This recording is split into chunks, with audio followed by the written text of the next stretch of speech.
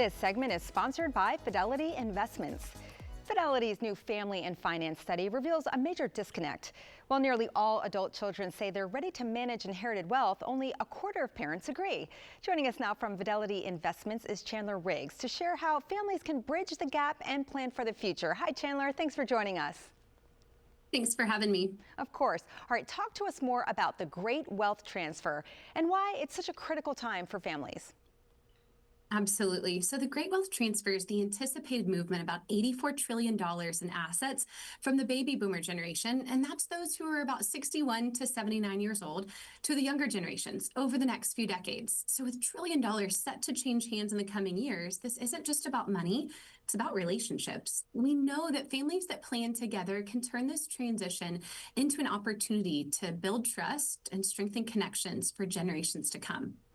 Wow, that's a lot of money changing hands over time. What surprised you most about this year's family and finance study?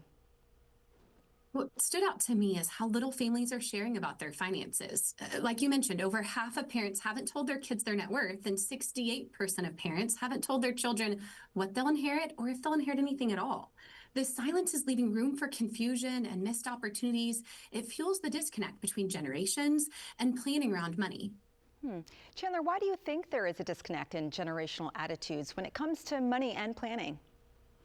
I believe this disconnect is often from a lack of conversation. Our study found that nearly all adult children are ready to manage wealth, but only a quarter of parents disagree with that. So younger generations, they're wanting transparency. They want to know if they're the beneficiaries, and they also want to know if everything's set up correctly. But many parents are hesitating. When I'm meeting with clients, I often see the hardest part is for them to see beyond today. So we help them picture not just who they are now, but who they might be in 20 years. And we make sure the plan works for both of those ages and stages. And Chandler, how can financial planning bring families closer, and what steps can families take to start that? The best advice is to start small and start early. So even simple steps like sharing family values or building financial literacy, this is going to create trust and open the door to bigger conversations. I believe that the financial planning process can really bring families closer. It starts with getting a clear picture of where you are today and an understanding of your full financial landscape, how everything is set up, and then communicating that with loved ones. And you don't have to do it alone.